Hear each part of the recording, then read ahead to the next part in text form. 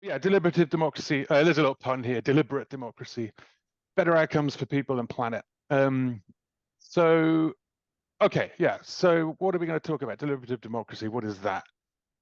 In a nutshell, two concepts here. One, lotteries instead of elections, or as well as elections, and then deliberations instead of, or as well as debates. Those are the two main things. Um, and and this concept of deliberation versus debate, this ties in with everything that Josh was saying about how to sort of relate to people and how to build connections between people so that they can understand each other better, instead of just fighting each other for power or money or whatever. So yeah, so these are the two kind of key ideas. Now I'm a fellow of the Royal Society for the Arts, and I run a thematic network for them called Deliberation Gateway, which I'll talk about very briefly. And the RSA has been around for a long time, and folks in the US probably know it best through things like the World Fairs that they had in Chicago and others. Like the RSA created the Great Exhibition in London, and then that inspired all these big sort of copycat affairs all around the world. So RSA is their fault for those big events, which is people still talk about those events now, right? And there's a huge numbers of very influential and fancy people who've been involved with the RSA, and they've got about 30,000 fellows worldwide who just they've all got little projects and we all work on stuff together. And the organization itself runs research projects, and there's a nice sort of interplay between people trying things out and research. That's really great. I run specifically Deliberation Gateway, and what we do is we just host conversations about deliberative democracy, and that's brought me into contact with a lot of people worldwide. And it's just me doing my bit as a scientist. You know, that's what motivates me as a scientist, is that the decision-making systems that we have in the world are heavily biased, skewed towards the interests of a very small number of people, and that's driving the planet to some pretty disastrous places. Not just the planet, but the people as well, the mental health of the people, and all the stuff that Josh was just talking about offenders and so on. Well, they're put in those places for a reason, because they don't have the resources that they need to, they get into trouble. There's no support, and the system that we built is designed to help those who are already fantastically wealthy at the expense of all these other people. So I'm just like, okay, so we got these major problems in the world, and the hallmark is complexity. You try to fix one thing, you break something else, and so on. And so how do you build some kind of system which is just better at making decisions, that takes more perspectives into account? And instead of taking a minority perspective and allowing it to just dominate over everyone, like whether that's through a dictatorship or some other kind of oligarchy, then how do we get it so that other people can actually get a look in and have their perspectives taken into account? And I'll give you one simple example later on. So in general, then, we've got this concept of deliberative democracy, and we're going to ask this question: who governs and how? Who is arguing? How are they arguing? And how are their arguments accepted as law? And you can very briefly think about this simply. You either have one person, the words demos and kratos are Greek, democracy, who, and the power, or the demos is the people. Which people? If there's an individual, you can have tyranny or monarchy. There's a few people, oligarchy, aristocracy. There's many people, you can have an ochlocracy, that's a less common word, or democracy. And as you can see, there's good and bad versions of all of these things. So it's not to say that the individuals are better than a few or better than many, or vice versa.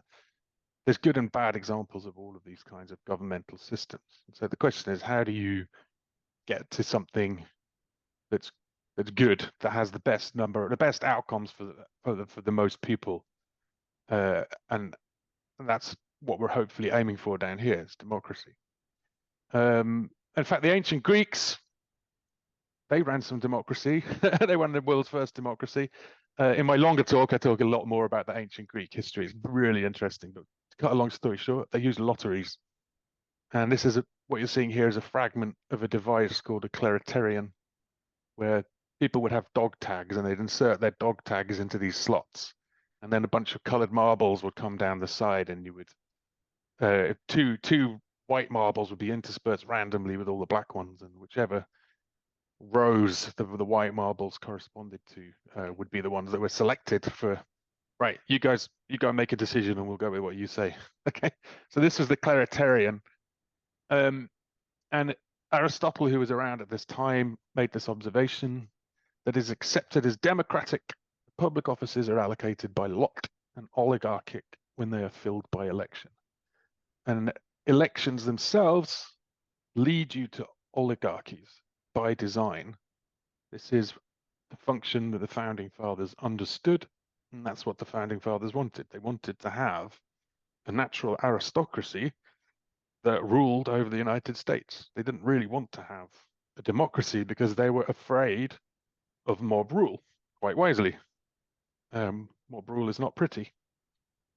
And so, in fact, Greece, with its lottery-based system, was a genuine democracy, and they made some really great decisions domestically. They were less good internationally.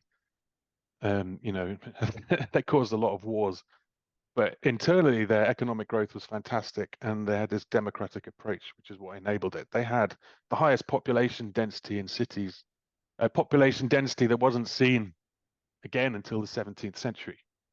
So they were like, 2,000 years ahead in terms of economics and so on, because of this democracy. So to cut a long story short, if you want individuals to rule, coups and successions, the usual sort of military stuff. If you want a few people to rule, you use elections. And if you want many people, you use lotteries. So that's the argument behind using lotteries, very, very, very briefly. And we can talk more about what's good and bad about that. There's a lot of people say a lot of things about lotteries, good and bad.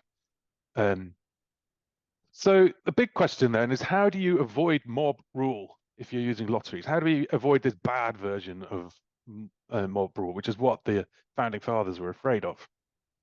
There's plenty of examples of mob rules, wokeism. You've seen people at universities screaming at speakers because they don't like them. That's a mob. You got people marching up on the Capitol, and however you describe it, January the 6th, that was a mob. You got populism, xenophobia, all these different silly examples that I put up here. Just basically you could claim that anything was a mob. And when you get one group of people who are passionate and aren't listening to the others, then you end up with a mob. So the method is more important than the ideology of how do you bring these people together in a sensible way. And this is where all the work in the restorative practice comes in. How do we actually listen to people and really see past the surface and understand what is going on? And how do we, as a group, learn from this, heal from these past differences of opinions, and that is where the method becomes more important. And so deliberative democracy argues that the legitimacy itself arises from the deliberative quality of argumentation. So basically, a good quality argument has its own legitimacy. Two people arguing on the stage. I have to update this now, don't I, for Kamala? But anyway, two people arguing on the stage. It's not a high quality debate. It's a show. It's, you've seen pictures of politicians fighting in various countries. I've seen that before.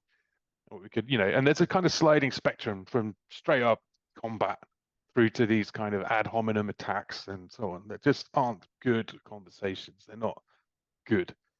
We need to broaden this out, and that's where this concept of deliberation comes in, where we take an informed, critical, productive interaction among people with a whole wide range of perspectives. And this group of people is organized to solve a common problem and then to make a community judgment. So the way I think about this, the phrase mini public is often used. The way I think about this is like you take a little model of society and you bring all the different people together and you give them the time, the space, and the information that they need to make a considered deep judgment on how different people react to the particular situation that you're considering.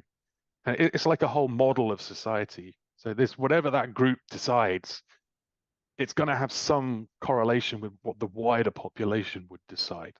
if they were given the time and space, and everybody in the whole population could sit down and think about all of the issues in depth. So that's the concept of a deliberation or a mini public. So there's some sort of phrases that are useful. Polls measure prejudice, and elections are an example of a poll. Polls measure prejudice. You literally make a prejudgment. All of the election cycles, all of the media and press and everything is all about making emotional arguments so that when you go into that booth, you have a feeling, and they're relying on people's prejudice about immigrants, about guns, about whatever the issue is that they're manipulating in order to make you feel that you identify with that group more strongly. It's not a deeply considered feeling, it's just a tick box. And then, of course, once those people get elected into power, then most of the decisions they make have absolutely no relation to what that they were arguing about in the run-up to elections. Winning elections and putting in your policies are two completely separate processes that don't bear any relation to each other. I don't have time, but there's a nice bit of work that was done just to show that what proportion of bills that are passed in Congress actually have popular support. And it's very few. Basically, it doesn't matter what you vote or what you think. The decisions that get made in Congress are aligned only with the people in the top 1%. That's because elections lead to oligarchies. So it's by design. So the deliberation itself allows people to change position. You can see someone says, I don't like guns because my aunt was shot, something like that. And you can see the effect that that weapon has had in that person's life. And then you can balance that up and you can see the human side of it. And so when you're actually sitting there looking at other people, you see them as human, and that affects how you think about policy formation. And again, all the work from restorative practices aligns just directly with that. And all the work that Brave Angels is doing is training people to be able to have better arguments, to get over that personal affective polarization, is what they call it, where your emotions start to dominate your thinking. And that's everything that Brave Angels does is about that. And I'll talk more about Brave Angels in a few seconds. Okay. And the word deliberation implies a judgment. It's not a snapshot prejudice. It's a deep judgment of a topic, and it's definitely not a debate where the intent is to defeat. In a debate, you want to crush the opposition. You want to silence the opposing viewpoint and how your viewpoint to win out. Now that's preferable to getting the guns out and shooting each other, but it's on this spectrum of quality of argumentation. Like ideally, in a debate, you would listen to all the different points of view and change your position. But what tends to happen is people align with their tribe because they have a vested interest in their tribe winning. And so they become tribal and they don't actually listen to what other people are saying. So there's no learning really in a debate. Well, there is, but it's limited. And then in the deliberation, the aim is not to defeat the opposition, but the aim is to learn and make the wisest possible judgment that we can. So that's the ethos, and how all the skills, like as I've said, the Braver Angels are upskilling people, building a new reality, and restorative practices are upskilling people. And believe it or not, you're not the only people. There's a lot of people worldwide who've realized this. And so now there's many movements around the world who are sort of thinking, hang on, this is a better way of doing things. Let's move. So yeah, so it's about connecting those groups up in a coherent, sensible way, and building up that sort of power base, which puts pressure on our system to say, we want to do things differently. We're fed up with the way things are going.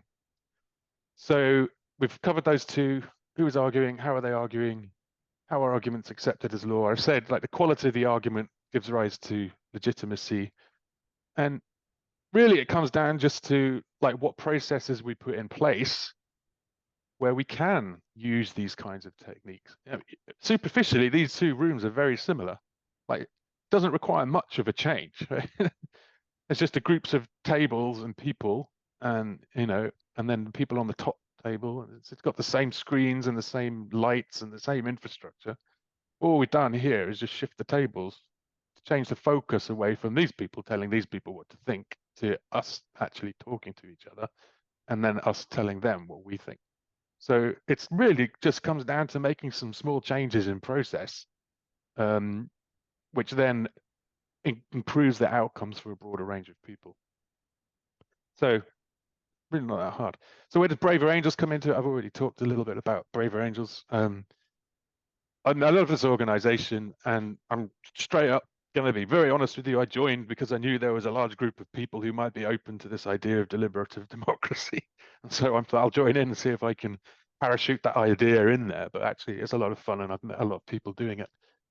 What Braver Angels is, and I think there's something deep about this, and the decision-making system that you have, it has a downward causative effect on the groups of people that form. So in elections, political parties didn't exist until elections. You know, you had political parties came after elections. So I feel if you had lotteries, there'd be a change in the way that groups formed and how group dynamics played out in society. I think what Braver Angels is doing is building the infrastructure that we need to allow many groups of people, regardless of your background, to interact with each other. So there's teams now of people all across the country in every state who are just organizing events where they're open to listening to different points of view. So they've built this infrastructure across the entire country where people can actually listen to each other and take part in conversations, debates, all kinds of different processes.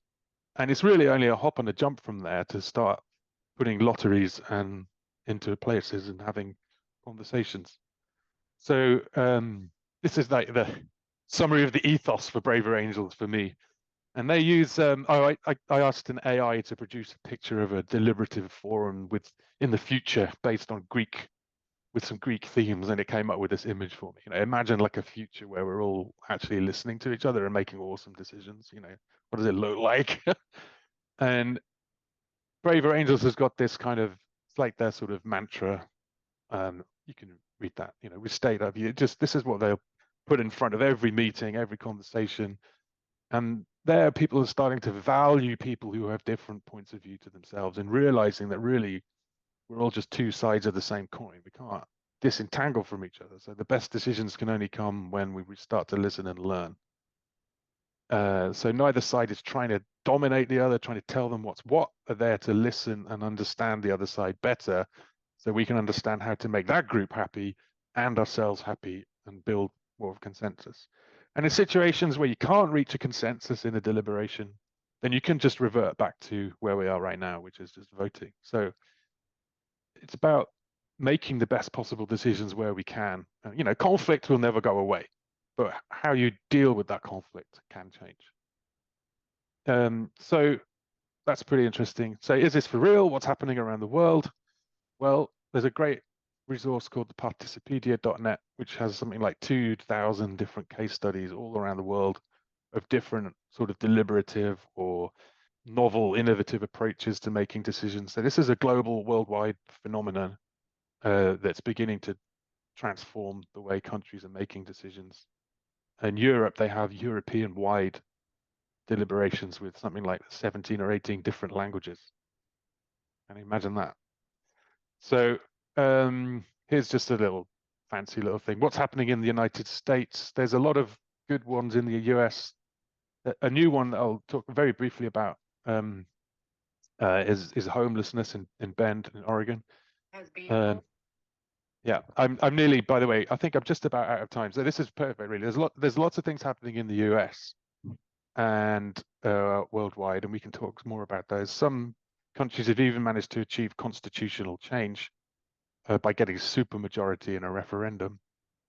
And there's some really nice examples of people actually talking and speaking about what it's like to go through one of these citizens' assembly processes.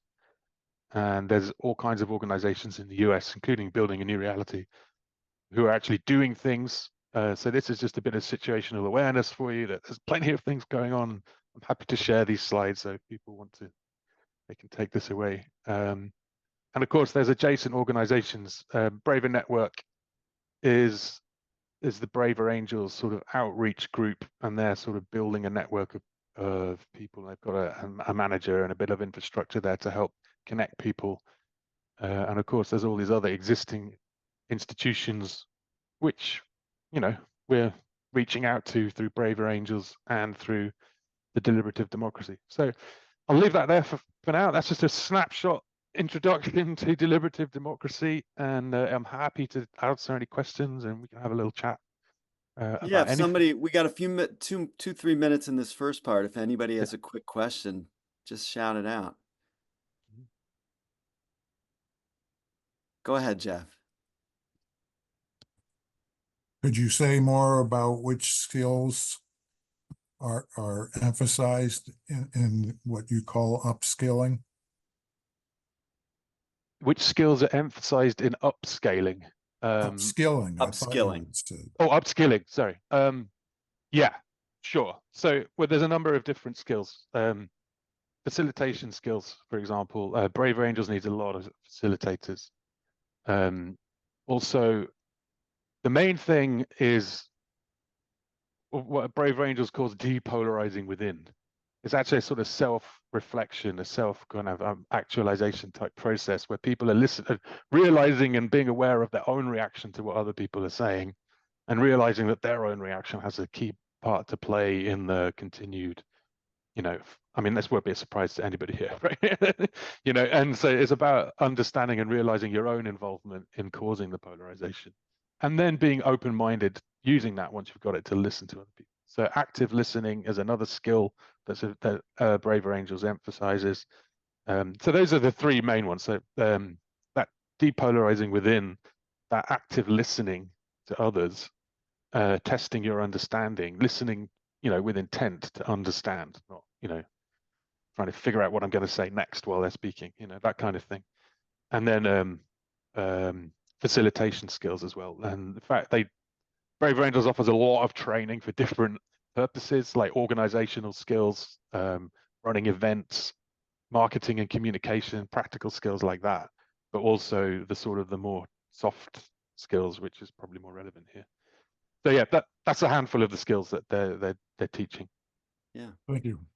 One more question for Chris. Quick question, John Richards. Would you advocate this lottery be through a pool of educated facilitators or just from everybody? Everyone. That's a short answer. Yeah, the lotteries themselves are, you know, across society, whatever your constituency that you're interested in, whether that's a state or a city, or, you know, it could be smaller, it could be a large company or whatever it is. Yeah, the lottery is over that entire constituency, and you select people randomly from that group. And at first blush, people are like, "No, that's crazy! Don't do that. My idiot neighbor might get picked," you know. But that's that.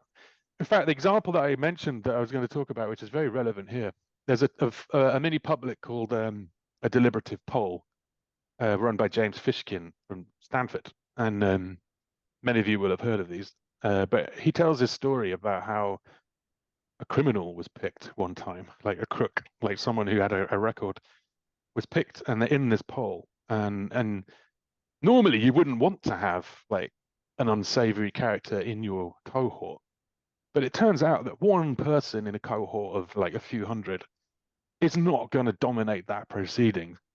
And in fact, having them in there gave that qualitative information that allowed the other people to understand a lot better what the pressures were on that crook that made him break those rules. So you've got to have everyone represented. The whole point is it's a mini public. I mean, you have the good, the bad, and the ugly in there, and that all of the different decisions come in and are dealt with in that conversation. So yeah, it's totally open to everyone. And there are situations where you can use lotteries cleverly, in pool type situations. So for example, you could use a lottery to pick the Supreme Court. Like you could have retired Supreme Court judges who are no longer active. They are the most competent people to judge competence.